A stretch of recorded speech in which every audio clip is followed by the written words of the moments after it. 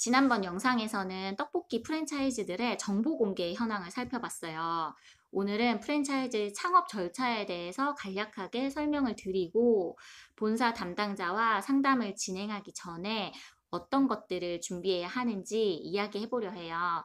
그리고 준비 없이 본사만 믿고 모든 것을 맡겨버리는 것이 얼마나 어리석은 행동인지 실제 주변에서 일어났던 상황도 이야기해 볼게요.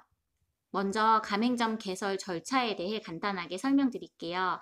홈페이지나 전화로 본사에 상담을 문의하게 되면 담당자가 지정되고 상담 날짜를 정하게 돼요.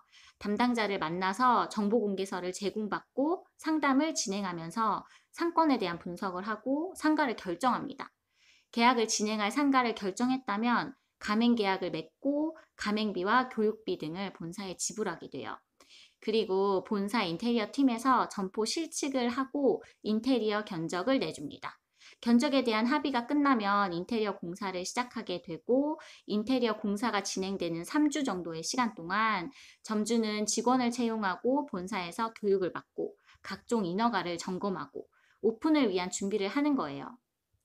간단하게 개설 과정에 대해 설명을 드렸어요. 그러면 이제 본격적으로 창업 상담을 받아봐야겠죠? 가맹점을 오픈하고자 하는 브랜드를 정했다면 본사에 상담을 신청해야 할 텐데요.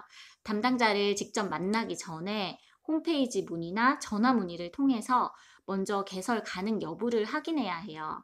브랜드마다 선호하는 입지와 평수가 다르기 때문에 내가 가지고 있는 창업 자금으로 내가 원하는 지역에 가맹점 개설이 가능한지를 확인해 보는 거예요. 예를 들어서 예산은 1억이고 오픈하고자 하는 지역은 파주 운정이다. 운정 내에서 개설 가능한 지역이 있는지를 물어보는 거죠. 담당자가 확인을 해주겠죠. 우리 브랜드는 10평에서 15평 규모로 1층에 개설이 가능하고 15평 기준으로 시설 비용은 5천만 원이 예상된다. 운정 내에서는 현재 야당역 주변 상권에 개설이 가능하다. 이런 답변이 돌아왔다면 본사 담당자와 만나기 전에 야당역 쪽 상가들을 조사해 보는 거예요. 시설비가 15평 기준에 5천만 원이라고 했으니까 그것보다 조금 더 지출이 될 가능성을 예상해야 하고 운영 여유 자금도 책정을 해둬야 해요. 그렇다면 야당역 인근에서 보증금 3천만 원에 15평 정도의 매장을 찾아볼 수 있겠죠. 야당역 상권의 유동인구와 경쟁 업체들도 살펴보면서 내가 매장을 오픈하게 되었을 때의 상황을 예측해 보는 거예요. 이렇게 먼저 조사를 거친 후에 담당자와 만나면 가맹 상담 과정에서 더 자세하고 구체적인 정보를 얻을 수가 있어요. 프랜차이즈 본사에서 각 지역별로 개설 가능한 점포들의 리스트를 가지고 있는 경우도 있고 또 특정 상가를 추천해 주는 경우도 있어요. 하지만 결국 비용을 들여서 가게를 오픈하는 것은 본인이기 때문에 본인이 확신을 가지고 상가를 결정할 수 있어야 해요. 프랜차이즈 가맹점은 본사의 상표와 레시피 등을 가지고 운영되지만 운영 결과에 대한 책임은 점주 본인에게 있기 때문에 결정의 주체는 항상 점주 본인이 되어야 합니다. 물론 이렇게 상가를 미리 봐둔다 해도 본사의 개설 조건에 맞지 않거나 상가 건물의 제약에 의해서 원하는 상가를 계약하지 못하는 경우도 생겨요.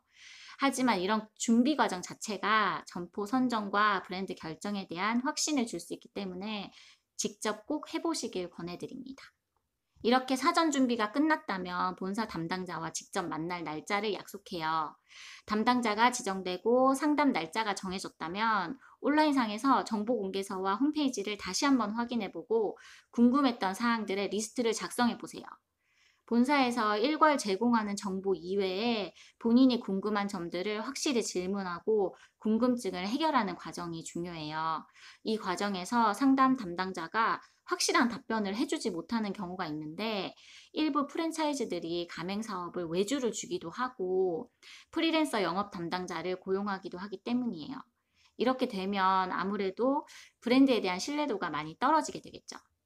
본사에서 직접 가맹 영업을 하지 않게 되면 가맹 상담 과정에서 정확한 정보 전달이 되지 않을 수가 있고 가맹점 개설 과정에서 문제가 생겼을 경우에 서로 책임을 미루는 경우가 생길 수도 있어요. 담당자를 만나서 상담을 진행하게 되면 우선 정보공개서를 제공받게 돼요. 정보공개서를 제공받고 14일 동안의 검토 기간을 거친 다음에 가맹계약을 할 수 있도록 법으로 지정되어 있어요. 그리고 담당자와의 상담을 통해서 개설 절차나 비용, 운영 방식 등에 대한 궁금증을 해결하고 점포 선정에 대해서도 의논을 할 수가 있어요. 프랜차이즈 본사와 가맹 계약을 진행하면서 무턱대고 본사를 의지하고 믿어서는 안 돼요. 담당자와의 미팅을 진행하면서 상가 계약부터 진행해서 문제가 생긴 경우를 봤거든요. 가맹 계약도 이루어지지 않은 상태에서 미리 상가 계약을 해버려서 상가 계약금을 날린 경우예요. 모 브랜드의 창업을 준비하고 있으셨던 분인데 담당자를 만나서 상담을 했고 미리 받은 점포에 대해서도 담당자가 괜찮을 것 같다. 개설하는데 문제가 없을 것 같다. 라고 이야기를 한 거예요. 그래서 창업 준비자분께서는 덜컥 상가 계약부터 진행을 하신 거죠.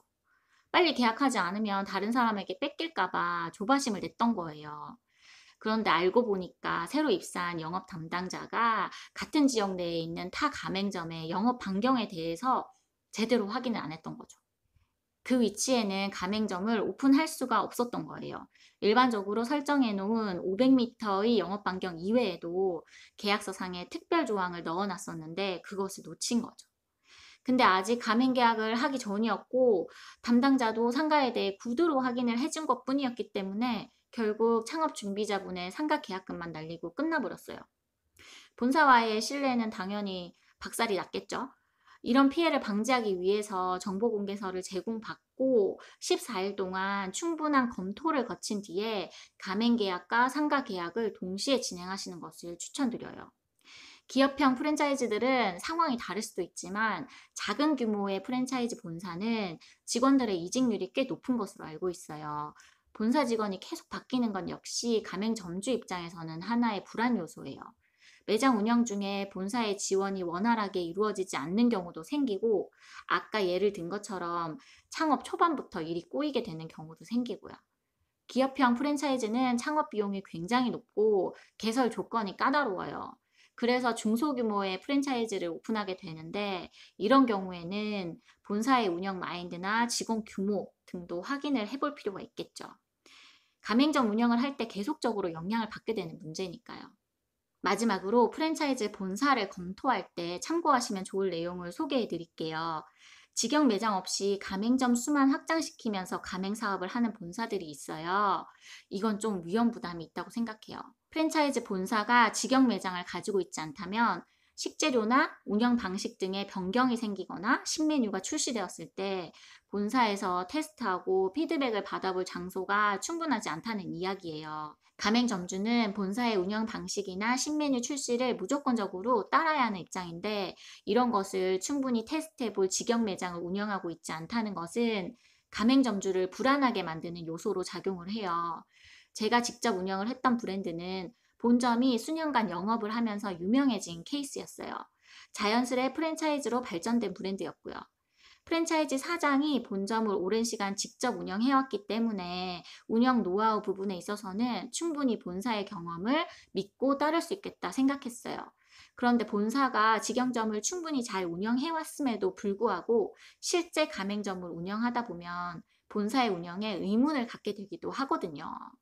그런데 본사가 직영점에서 소비자를 대상으로 테스트를 해보지도 않으면서 가맹점의 운영 전략이나 신제품을 밀어넣기만 한다면 가맹점의 신뢰를 얻을 수 없게 될 거예요. 이 부분도 프랜차이즈 브랜드를 결정할 때 꼭 챙겨보세요. 가맹 상담 과정부터 챙겨야 할 것이 굉장히 많아요. 다음번에는 실제로 담당자와 만났을 때 어떤 질문을 하고 확인하면 좋을지 질문 리스트를 한번 만들어 보려고요. 프랜차이즈 창업에 있어서는 계속 본사를 의심하고 확인하는 과정을 통해서 본사에 대한 확신을 가질 수 있어야 된다고 생각해요. 프랜차이즈 창업을 본사가 다 해주는 창업이라고 생각하기 쉽지만 현실은 그렇지가 않아요. 비슷한 창업 자금으로 비슷한 상권에 오픈한 가맹점이라 해도 가맹점주의 운영에 따라 결과는 상당한 차이를 보이게 될 거예요. 결국 프랜차이즈를 잘 선택하는 것도 본인의 몫, 잘 운영해 나가는 것도 본인의 몫이 제일 크다는 거겠죠.